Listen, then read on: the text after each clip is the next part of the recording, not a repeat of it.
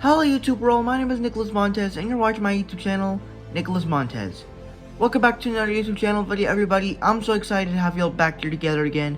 And in today's video, we're finally going to be reviewing the 7th episode of What If. I almost said 3rd or 4th. The 7th episode of What If Thor was an only child. This was an episode that when I heard the concept of it, I was kind of excited. Because, you know, Thor wouldn't really be angry or anything. He would just be a noble king, a noble prince, but that's not really what happens in this episode, so let's just kind of talk about it.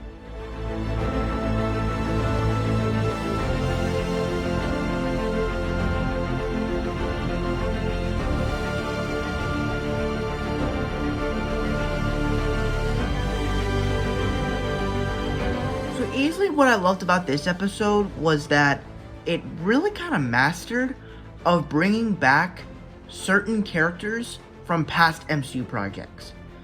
As you have Thor having this big party across the entire globe, you're bringing back characters that we know from the entire Thor trilogy, from Korg to Valkyrie to the Grandmaster and his army, to the Skrulls, to some of the Guardians with the Ravagers, and Yondu, and Mantis, and Drax, and Nebula. They bring in so many of these familiar races of space, as well as characters from MCU films, and I love the way they do that. Like, almost everything you can see is always something very cool. And also, I also really like how it brought back certain characters from, like, S.H.I.E.L.D., where, of course, it brought back Rumlow from the 3rd episode when he was taking Black Widow hostage for Tony Stark's death, as he was kind of like one of the heroes in it and kind of likable, where he's like, you never let us do the rockets. And then you also get Phil Coulson back, and then Maria Hill comes back, where she's basically like the new leader of S.H.I.E.L.D. because Nick Fury was unconscious by Korg's hit. And so I thought there was some funny stuff there, and then also, Jane Foster and Darcy coming back. I thought it was fun. Darcy was definitely very funny in this episode, and I thought that this was actually her funniest she's ever been. More funnier than the first 2 Thor films and WandaVision. Though it was kind of weird to hear her voice after seeing her in WandaVision, but that's not a big deal. And then also, likewise, I also really liked what they did with Loki, where they actually made him a frost giant, where we've always wondered what Loki would look like if he was a frost giant. I mean, we did see that a little bit in the first Thor movie, but literally after that, he just looks like a little human in Asgardian leather.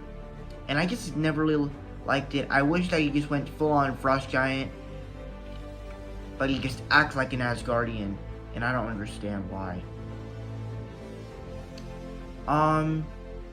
And then likewise, we actually get a fight between Thor and Captain Marvel, which it makes sense because they're 2 of the most powerful Avengers, and hearing like the moves of Mjolnir move and stuff like that, that stuff is of course very cool. And the way the animation is kind of doing it throughout it, it's just great. So I love the fight between Thor and Captain Marvel in this episode. And then likewise the turn at the end with Ultron and his bots taking over the planet, I enjoyed that. So overall, I enjoyed this episode enough, but it has some problems. So let's just get into the bad.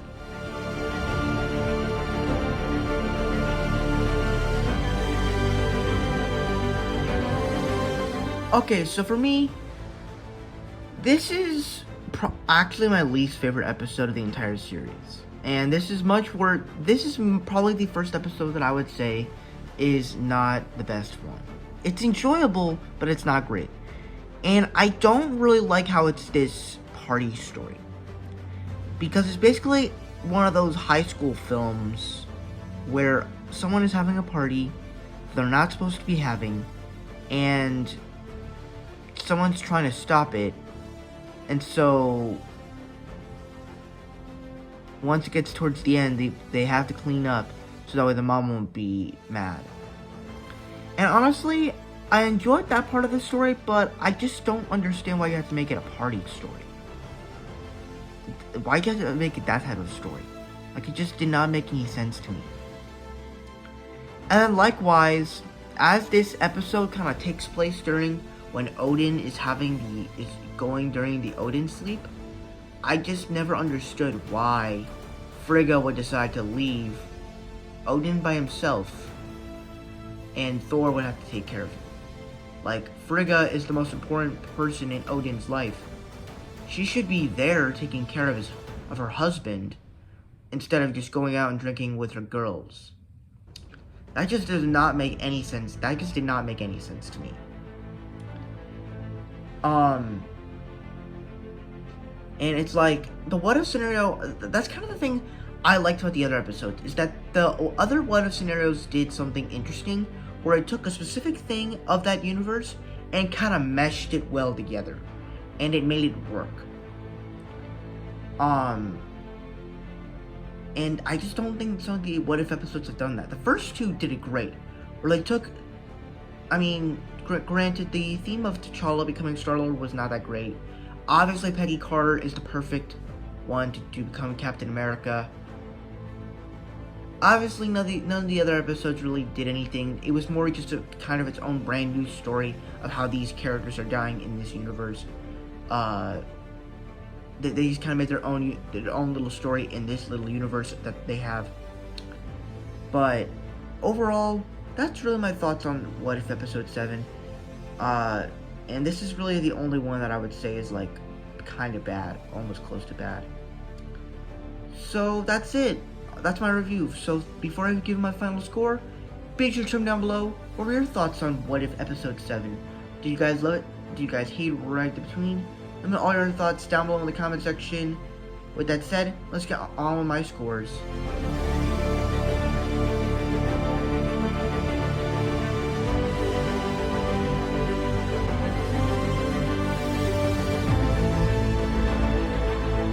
Okay, so now that we're done with my scores and the review for What If Episode 7, we have one more thing to do before we end this video, and that's to talk about some theories that I have for the next 2 episodes and some future projects. So let's see what this episode could do for the future of the MCU and the future of What If.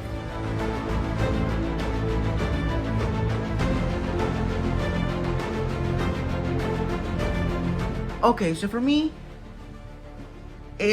the big Easter egg here is that the really big thing that I need to talk about in this episode, that it set up, was the cliffhanger at the end.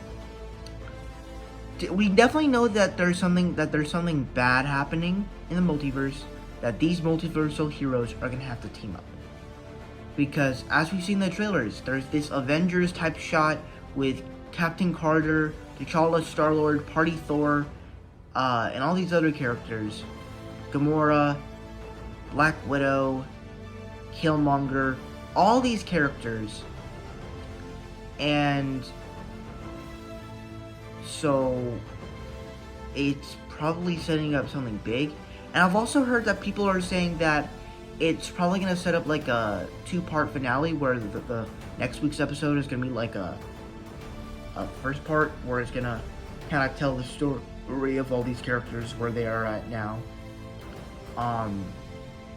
And I hope they do that with all these characters that we've got introduced to.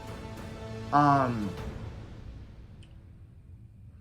then the part 2 episode, I just want it to be the full-on the good finale, where we don't just get the whole team of heroes, we actually get all the other new introduced heroes, like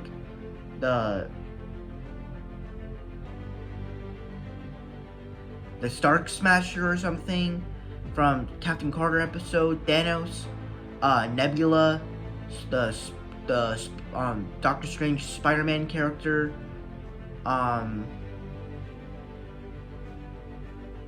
who else?